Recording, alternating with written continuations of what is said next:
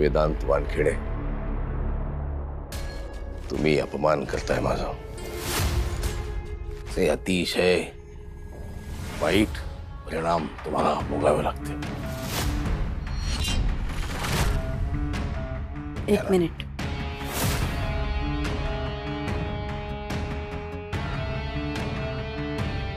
वेदांत, आज खरंच ना खूप आनंद झाला मला, कारण रागाच्या भरात का असेना तुला माझी काळजी आहे हे तू बोलून गेलास।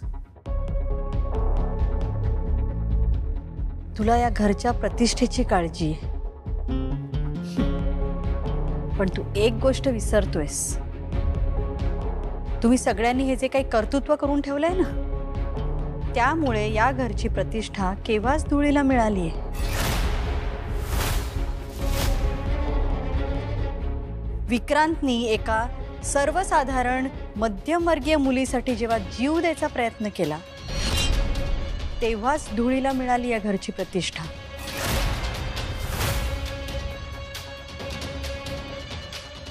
आई, अगं आता हे सगळं बोलायची काय गरज आहे? का? खरं बोलले म्हणून मिरच्या जमल्या का नाकाला? पण आज मी बोलणार।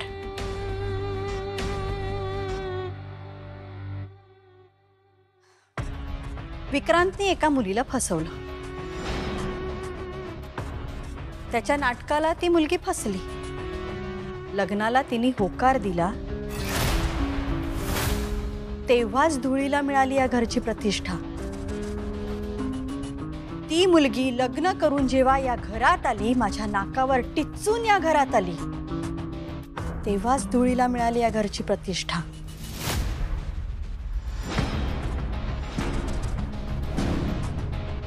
विक्रांतचं लग्न होण्यासाठी अमूल्य आणि वेदांतनी जेव्हा प्रेमाचं नाटक केलं,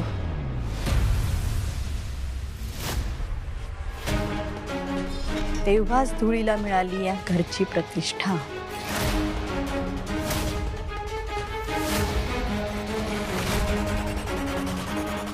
एक मिनिट, काय म्हणालीस तू? या दोघांनी प्रेमाचं नाटक केलं? हो आई, आत्तापर्यंत मी तुला काहीच सांगितलं नाही, कारण मला लाज वाटत होती। ह्या घराण्याची जी काही बेअब्रू झाली आहे ना, ती मी या मुठीमध्ये बंद करून ठेवली होती।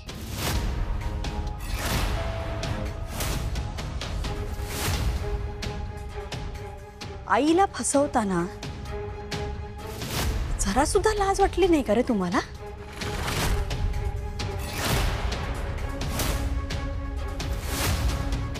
तुम्हाला काय वाटलं?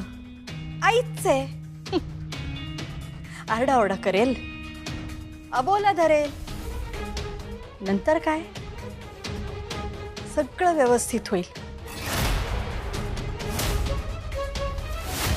आत्तापर्यंत कायम मनमानी कारभार केलात तुम्ही, आणि आता मी लग्न करण्याचा निर्णय घेतल्यावर मला कारण सांगताय? अरे लाज वाटायला पाहिजे तुम्हाला, लाज।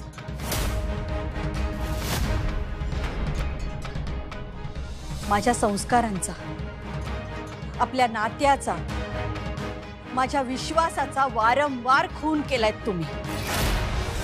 अरे जनाची नाही तर मनाची तरी लाज राखायची रे।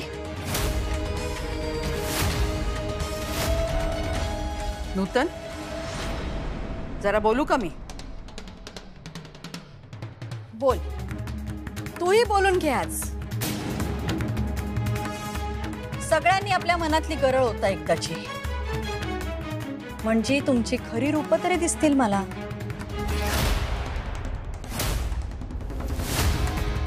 नाही, एक गोष्ट मी निक्षून सांगते, आजपर्यंत कट कारस्थानं करून तुझी नातवंड तुझ्यासमोर चांगली राहिली आहेत,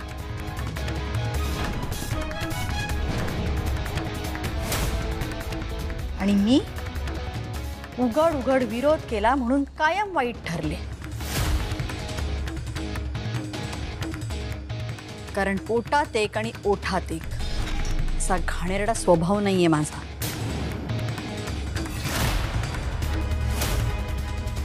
तेव्हा या क्षणाला तुम्हाला सगळ्यांना सांगते, काहीही झालं तरी या माणसाशी मी लग्न करणार ही काळ्या दगडावरची रेघ आहे.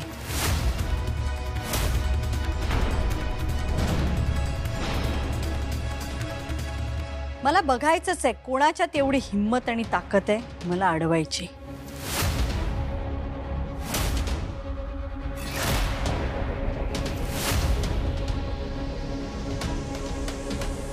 मी हात जोडते तुझ्या पुढे नूतन.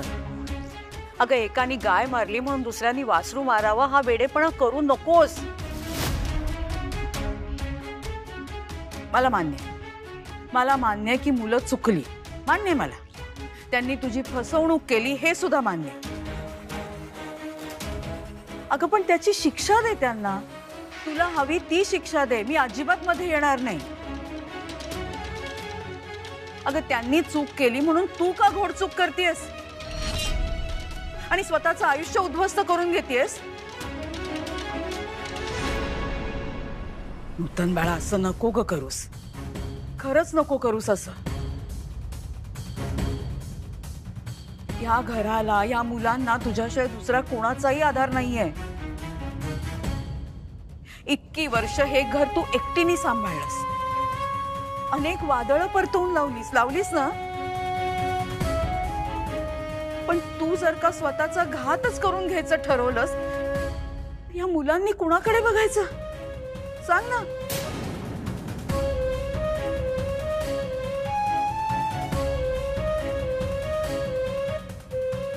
आई आहेस ना तू. आईचा मायेचा पदर खूप मोठा असतो नूतन. तो अनेक चुकांवरती पांघरून घालतो. पांघरून घाल.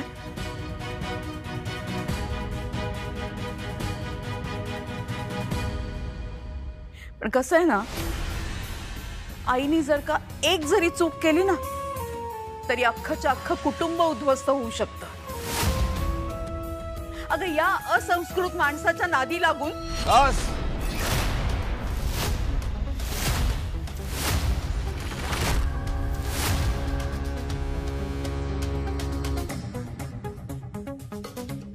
आई, तुमच्या वयाचा मान ठेवून गप्प बसतोय. अन्यथा पण आम्ही शांत बसणार नाही दादा. फक्त तुम्ही सांगा, नाही ना चिरडलं तर.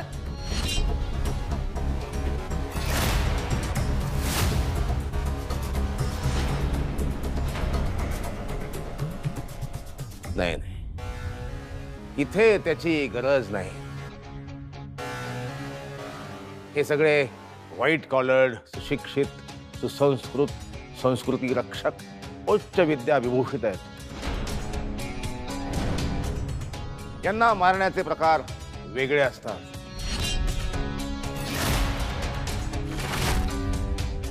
वेदांत वानखेडे, तुम्ही तुमच्या शब्द सामर्थ्याच्या जोरावर यथेच्छ अपमान केलात माझा.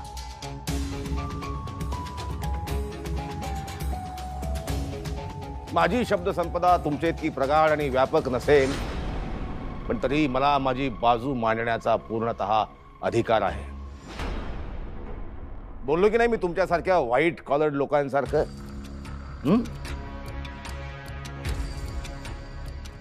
आई, तुम्ही मला संस्कृत म्हणाला. हे वेदांत वानखेडे म्हणतात मी गावगुंड आहे.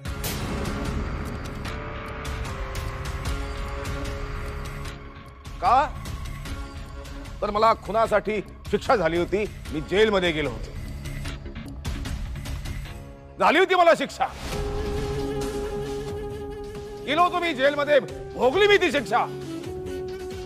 पूर्ण भोगली. हे कळासारखा पळून नाही आलो मी. आपल्या देशाचा कायदा काय सांगतो? एखाद्यानं शिक्षा भोगली असेल, तो जेलमधून सुटला असेल, त्याला नव्यानं जगण्याची संधी द्या. त्याचं समाजात पुनर्वसन करा. माझी काय तुमच्या इतकी प्रतिष्ठा नाहीये, पण जी काही आहे ती धुळीस मिळाली. मी माणसातून उठलो, हे सगळं कशामुळे झालं एकदा तुझ्या आईला विचार.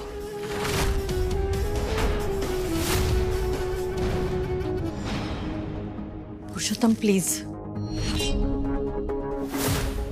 प्लीज, मी हात जोडते, काही बोलू नका.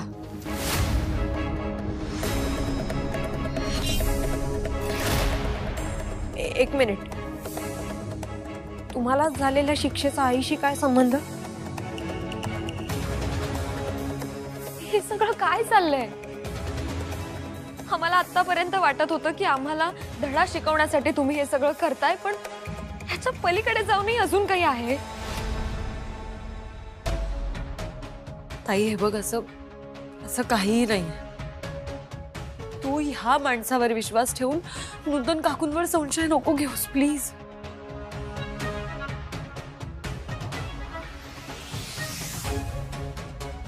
अमूल्या, कोणी संशय घेत नाहीये. अगं आरतीने फक्त एक प्रश्न विचारलाय. नूतन, पुरुषोत्तमला झालेल्या शिक्षेशी तुझा काय संबंध आहे?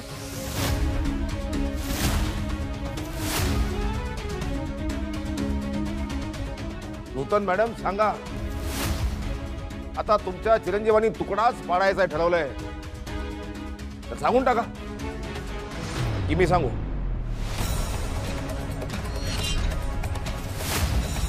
ए, सगळ्यांसमोर माझ्या आईला ब्लॅकमेल करतोय?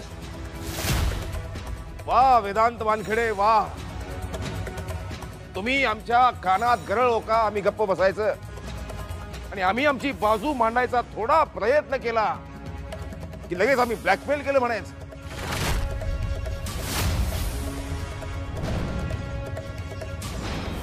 का तर तुम्ही प्रतिष्ठित आहात. आणि वेदांत वानखेडे, तू असं म्हणालास की तुझ्या आईच्या पायाच्या नखाशी सुद्धा माझी सर नाही. काय झालंय वर? कसला राग येतो तुला माझा? काय शिकलायस तू? तू इंजिनिअरिंग केलंय, मी पॉलिटिकल सायन्स मध्ये MA केलंय. कशाचा माज आहे तुला की तू माझ्यापेक्षा जास्त गोरा आहेस की मी जरा जास्त काळा आहे ह्याचा?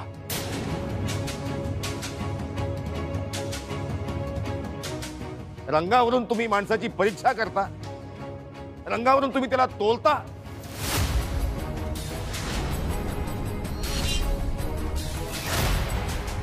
हीच का तुमची शिकवण? हीच का तुमची संस्कृती?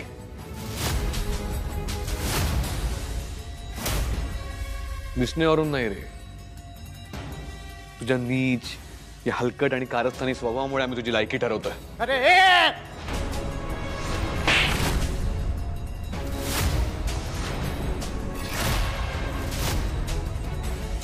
या मुलाला कळत नाही आपली आई बोलत असताना मध्ये बोलायचं नसतं ते.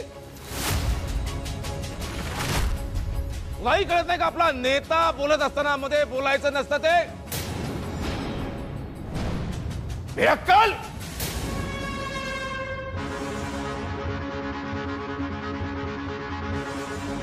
कसला माज रे तुला तुझ्या संपत्तीचा, 300 कोटीच्या कंपनीचा.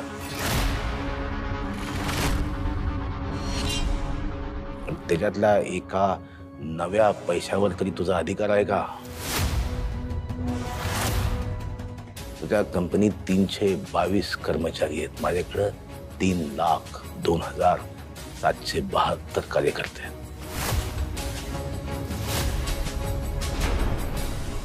त्यांना एक हाक दिली ना, तुझा पळता भुई थोडी होईल.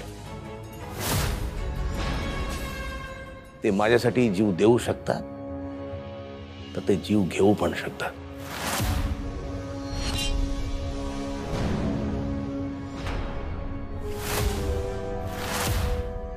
यासनी खोटी प्रतिष्ठा नाही कमवली मी, कार्यकर्त्यांचं प्रेम कमवलंय मी. त्या गप्पा मारतो रे प्रतिष्ठेच्या तू. 2 मुलींपायी तुम्ही तुमच्या आईला छळलं, त्रास देतात या.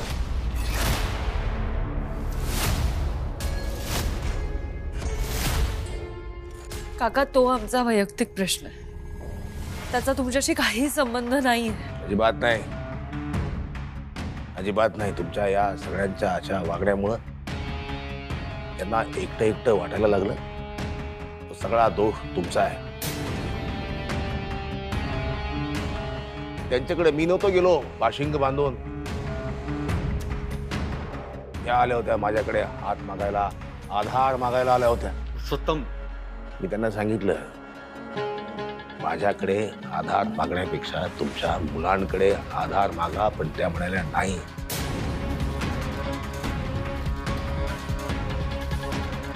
माझी मुलं पदोपदी माझ्याशी खोटं बोलतात, माझ्या विरोधात कटकारस्थानं करतात, माझ्याशी प्रतारणा करतात.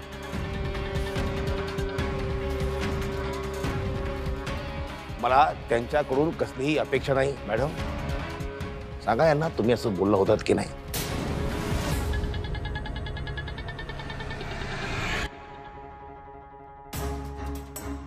मॅडमला जो त्रास होतोय, त्यांना एकटं एकटं वाटतंय, ते माझ्यामुळे नाही, मा सगळ्यांमुळे वाटतंय.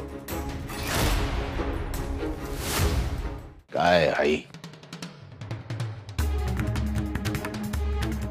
आपल्या नातवांची एवढी काळजी घेता, तेवढीच काळजी आपल्या मुलीची का नाही? जिवंतपणीच तिला नरक यातना भोगायला लावतात. त्यांच्याशी असं बोलायचं नाही काका. आणि बस झाला तेवढा तमाशा पुरे. तुम्ही आत्ताच्या आत्ता इथून गेला नाहीत ना तर काय कराल?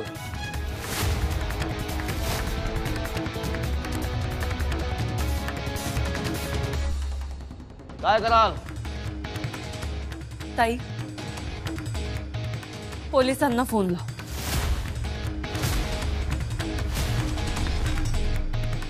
काय सांगाल पोलिसांना? चोरी केली आहे मी, घर फोडलंय तुमचं, टाका टाकलाय. पोलिसांना हात हलवत परत जावं लागणार. आणि तुम्हा सगळ्यांना शेवटचं सांगतोय,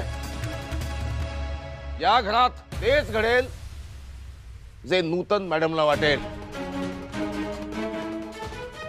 आणि मग तुमच्या 7 पिढ्या जरी आल्या ना, तरी तुम्ही माझं काहीही वाकडं करू शकणार नाही. काहीच नाही. बघितलं साई,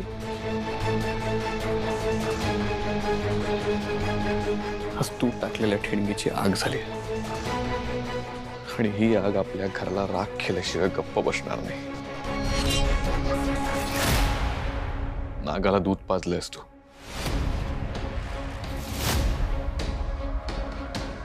आणि आता या नागाने फणा काढायला सुरुवात केली.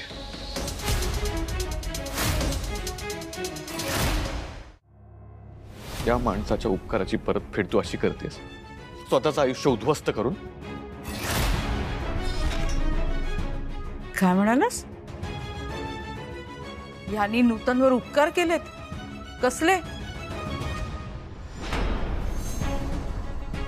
असं तिला वाटतंय. वेदांत प्लीज थांब, आत्ता गप्प बसून चालणार नाही. तुला काय वाटतंय? मला काहीच माहिती नाही.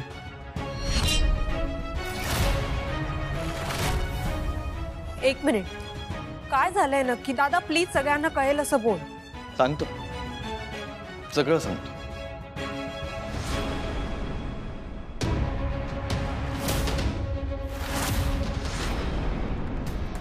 या माणसाने निवृत्ती डुमरेचा खून केला, आणि त्या खुनासाठी तो जेलमध्ये होता. आणि आईला वाटतं हेच उपकार केलेत त्याने आईवर.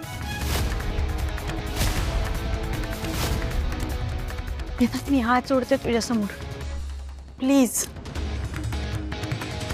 प्लीज काही बोलू नकोस. कारण हा माणूस निर्दोष होता.